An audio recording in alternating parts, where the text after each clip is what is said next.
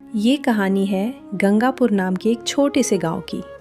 इस गांव में रामदीन नाम का एक बुजुर्ग व्यक्ति अपने भांजे मंगलू के साथ रहता था।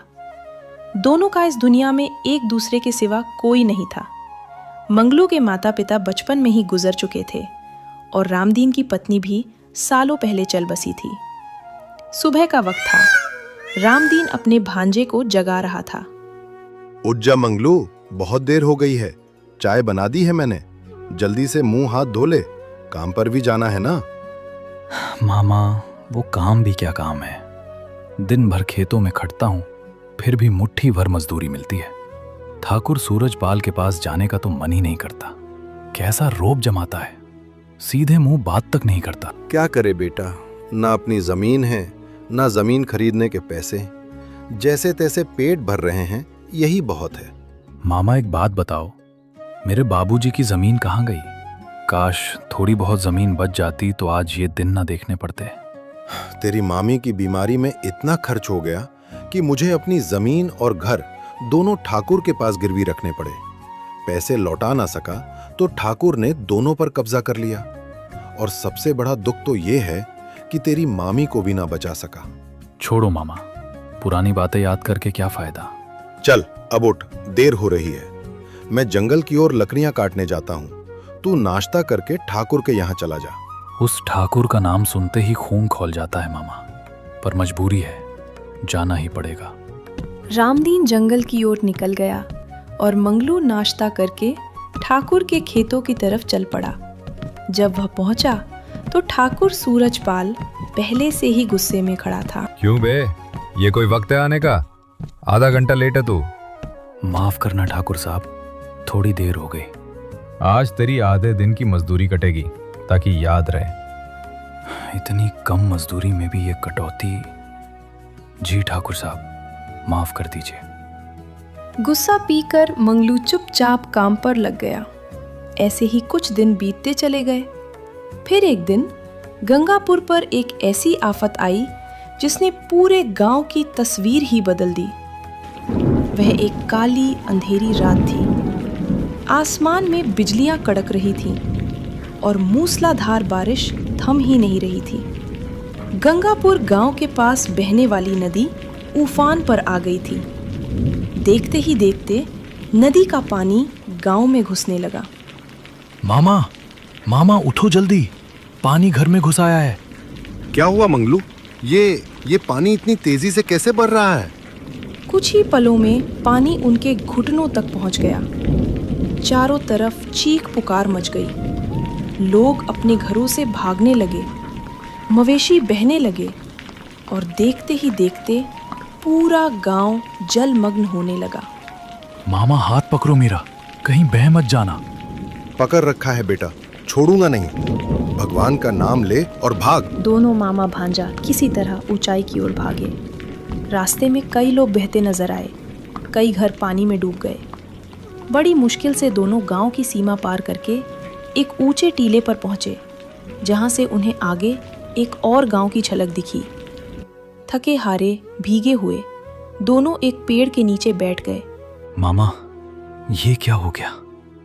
अभी कुछ घंटे पहले तक सब ठीक था और देखते ही देखते पूरा गांव। आज मैंने अपनी पूरी जिंदगी में ऐसी बाढ़ नहीं देखी मंगलू। भगवान का शुक्र है जो हम बच गए। पर मामा, अब हम कहाँ जाएंगे? न घर बचा न गांव। हमारा तो इस दुनिया में कोई और रिश्तेदार भी नहीं। जिसने आज हमें बचाया है मंगलू, वही आगे का रास्ता भी दिखाएगा। चल, थोड़ी देर में रात हो जाएगी, हमें रहने की कोई जगह ढूंढनी होगी। दोनों उठकर आगे बढ़े।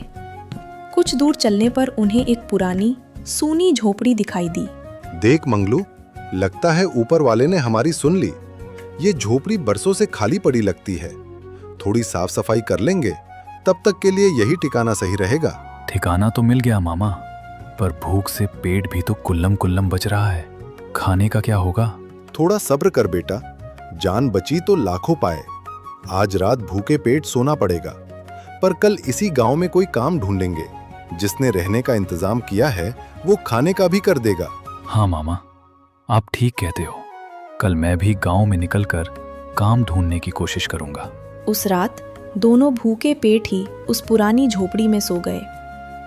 अगली सुबह होते ही दोनों नई उम्मीद लेकर उस अनजान गांव में काम की तलाश में निकल पड़े, जिसे वे अभी तक जानते तक नहीं थे और जो उनकी जिंदगी में एक अजीब मोड़ लाने वाला था। सुबह की पहली किरण के साथ ही रामदीन और मंगलू उस अनजान गांव, जिसका नाम सुखनगर था, में काम की तलाश में निकल पड़े। भटकते भटकते वे एक बड़े से हवेली नुमा घर के सामने पहुंचे, जहां एक सेठ अपने आंगन में बैठा हिसाब किताब देख रहा था। नमस्ते सेठ जी, मेरा नाम रामदीन है और ये मेरा भांजा मंगलू है। हम दोनों गंगापुर गांव से आए हैं। कल रात भयंकर बाढ़ में हमारा पूरा गांव बह गया। किस्मत से हम बच निकले, पर अब हमारे पास कुछ भी नहीं बचा। कल से पेट में अन्न का दाना तक नहीं गया। अगर आप हमें कोई काम दे दें तो हम मेहनत करके अपना गुजारा कर लेंगे।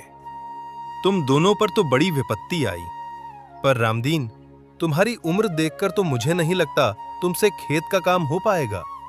हाँ, ये लड़का मेरे खेतों में काम कर सकता है। बताओ, इसका नाम क्या है? जी सेठ जी, इसका नाम मंगलू है। बहुत मेहनती लड़का है। ठीक है, आज से ही काम पर लग जाओ मंगलू। पर पहले तुम दोनों की हालत तो बहुत खराब लग रही है। पहले पेट भर खाना खा लो, फिर काम की बात करेंगे। बहुत बहुत धन्यवाद सेठ जी, भगवान आपका भला करे। सेठ धनीराम ने अपनी पत्नी से कहकर दोनों को भरपेट खाना खिलवाया।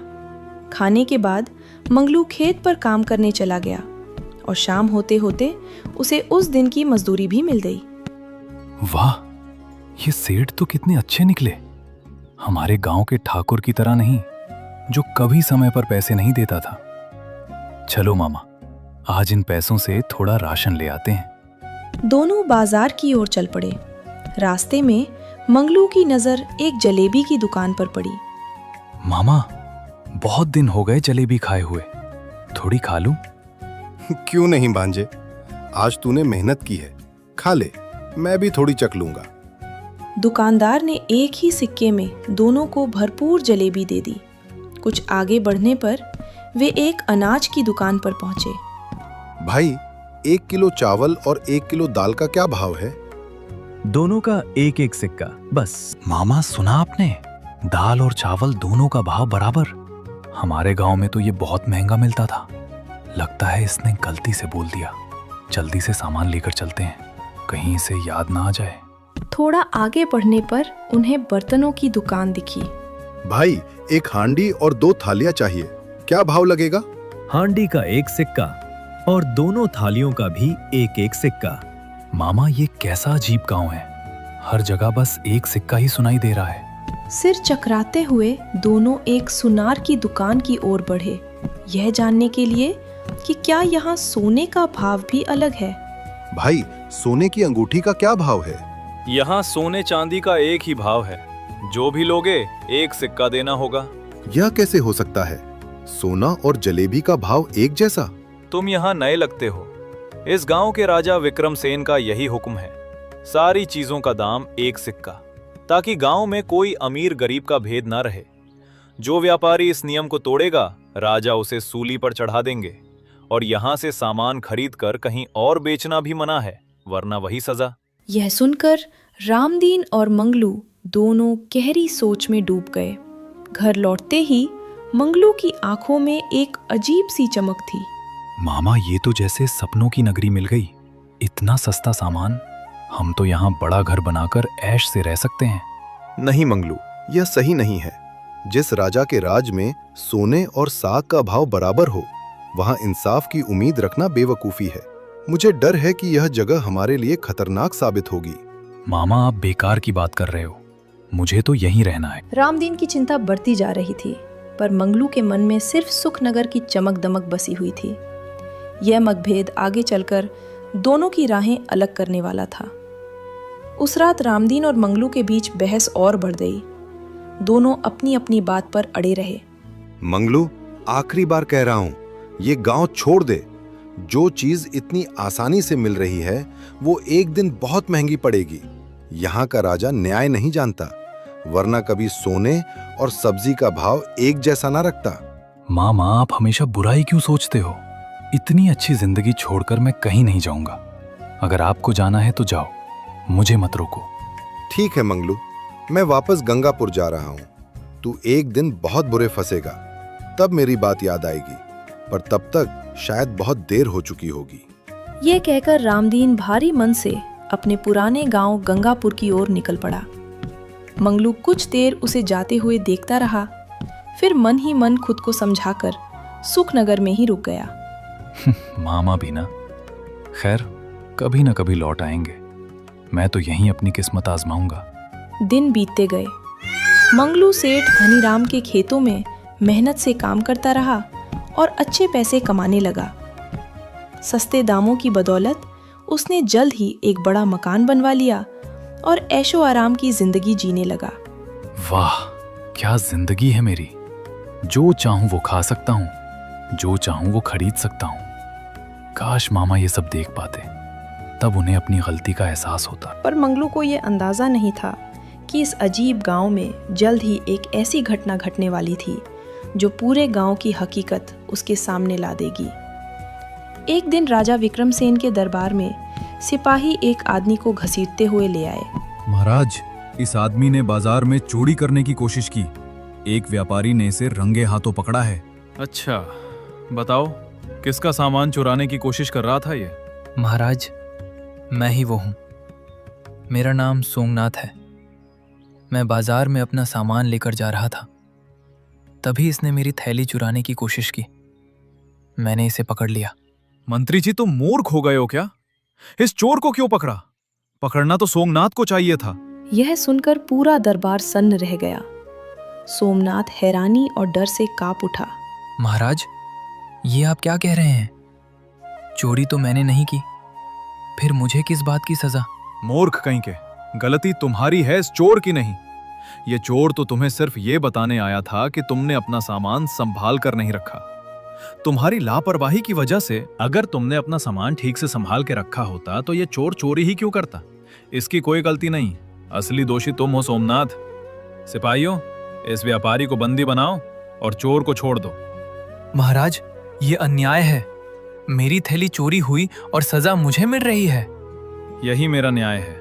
यहाँ कोई अमीर गरीब नहीं, कोई सही गलत नहीं, सब बराबर है। ये सारी बातें मंगलू ने बाजार में खड़े खड़े अपने कानों से सुनी। सुनकर उसके पैरों तले जमीन खिसक गई। ये तो वही है जो मामा कहते थे। इस राजा के राज में इंसाफ नाम की कोई चीज ही नहीं। कभी भी किसी को भी बिना कसूर सजा मिल सकती है। कुछ ही दिनों बाद मंगलू के साथ भी कुछ ऐसा ही हुआ। उसके बड़े मकान को देखकर गांव के एक ईर्ष्यालु आदमी ने राजा के सामने झूठी शिकायत कर दी कि मंगलू ने चोरी का धन इकट्ठा किया है। चलो राजा के दरबार में। तुम पर आरोप है कि तुमने बेईमानी से धन कमाया है। महाराज, मैंने ईमानदारी से मेहनत करके ये सब कमाया है। मुझ पर झूठा आरोप लगाया जा रहा है। सच झूठ की जांच की जरूरत नहीं। यहाँ जिस पर भी आरोप लगे उसे सजा मिलनी ही चाहिए, ताकि गांव में कोई किसी से आगे ना निकल पाए। इसका सारा धन जब्त कर लो और इसे गांव से बाहर निकाल दो। पल भर में मंगलू की सारी मेहनत, सारा ऐशो आराम छिन गया। सिपाहियों ने उसे धक्के मारकर गांव की सीमा से बाहर कर दिया।